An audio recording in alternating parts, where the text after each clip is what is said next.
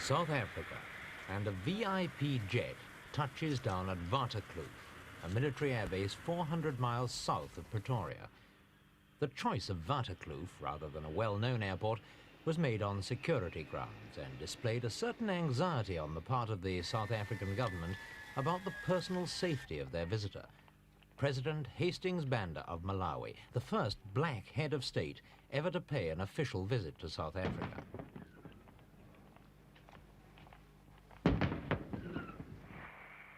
It was a historic occasion, and South Africa's President, Johannes Fouché, led a score of government dignitaries in the welcome party.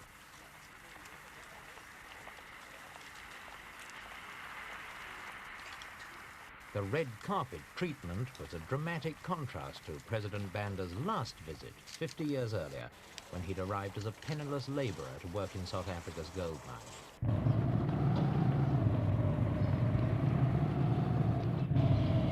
Inside South Africa, President Banda's visit was seen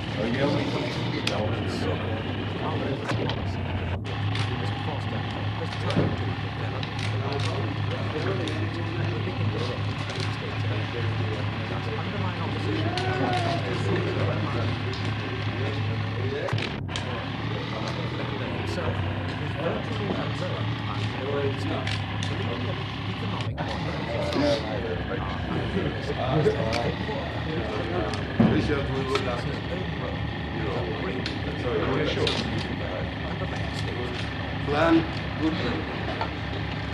You want good black. It's fitting that the new dialogue between Malawi and South Africa should have been established through Dr. Banda, for he, more than any other black African leader, is equipped to understand the white Afrikaner mentality. This visit to a gold mine on the Witwatersrand near Johannesburg was more than just a piece of nostalgia for the president. It was here, in the little town of Delmore Station, that he spent 8 years as a miner in the 1920s. But those who came with it me, was here, you too, were there? that he learned his politics at a time when the forces of white Afrikaner because were you awakening. missed the real story. You have the scoop, haven't you? You call it a scoop in your profession. Yes, I'm not jealous at all, Your Excellency. I'm glad of that. Because I have met you. Thank The you very gold mines are a key factor in the developing relations between the two countries because they give work to some 90,000 immigrant Malawians who cannot find jobs at home and much of whose earnings are sent back to their families.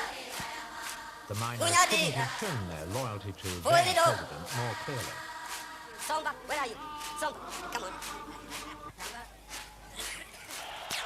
Good.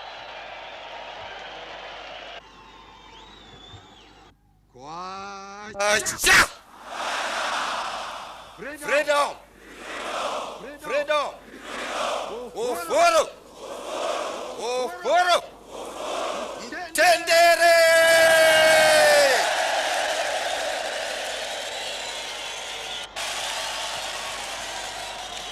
Then over there behind me, General.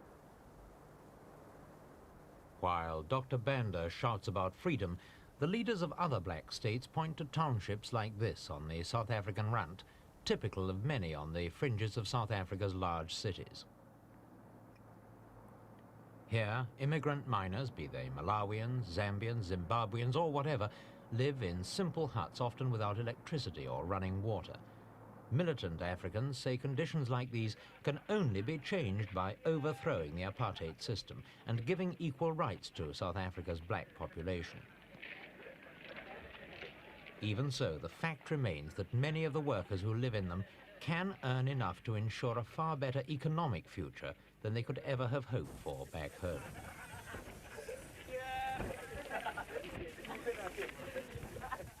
Malawi is a small, arid country on the edge of white southern Africa, and geographically at least, it's ideally placed to act as a bridge between the black and white nations.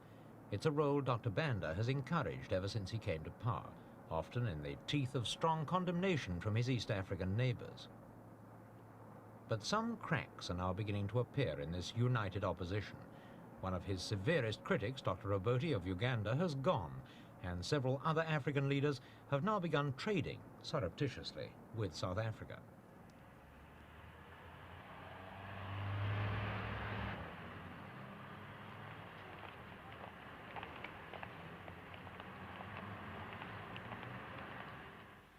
Malawi is a desperately poor country.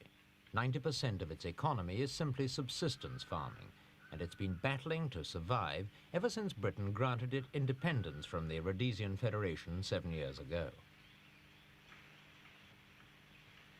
This is a country where economists talk not about the unemployment figures, but rather the numbers who have jobs.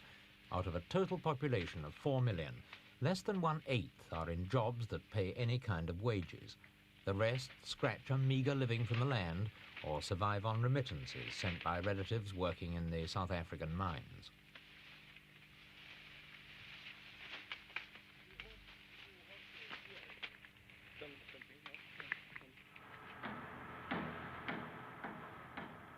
Malawi was spawned in the flood of black states in the 60s, and it's since learnt better than most that there's more to real independence than mere political control. Just to survive economically, Dr. Banda has had to rely almost totally on the skills and management of Europeans who remained behind at the end of the colonial and federation eras. His common sense has led him to approach Africanization cautiously.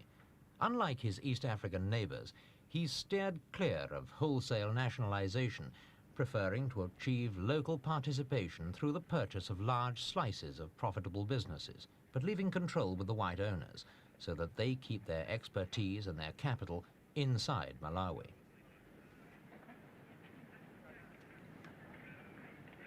Malawi's need for more capital investment was high on the agenda during the state visit, and Dr. Banda's reported to have asked South Africa for almost all of the £25 million he wants to develop his new capital city at Lilongwe. If he gets it, it'll mark a significant new phase in South Africa's foreign policy, because Pretoria has never granted more than technical cooperation to any black state. Dr. Banda makes no secret of what he's after, and he's determined to persuade other black leaders that he's right, whatever they may say now. No African state, no African country must have anything to do with South Africa,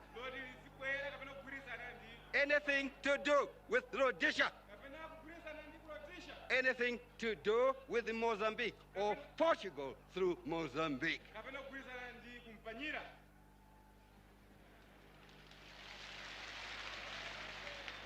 That is what other leaders have said and are saying.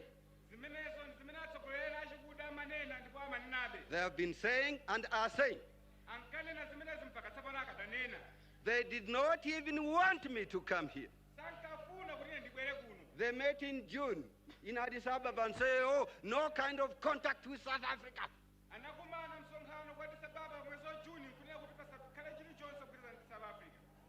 I defied everyone.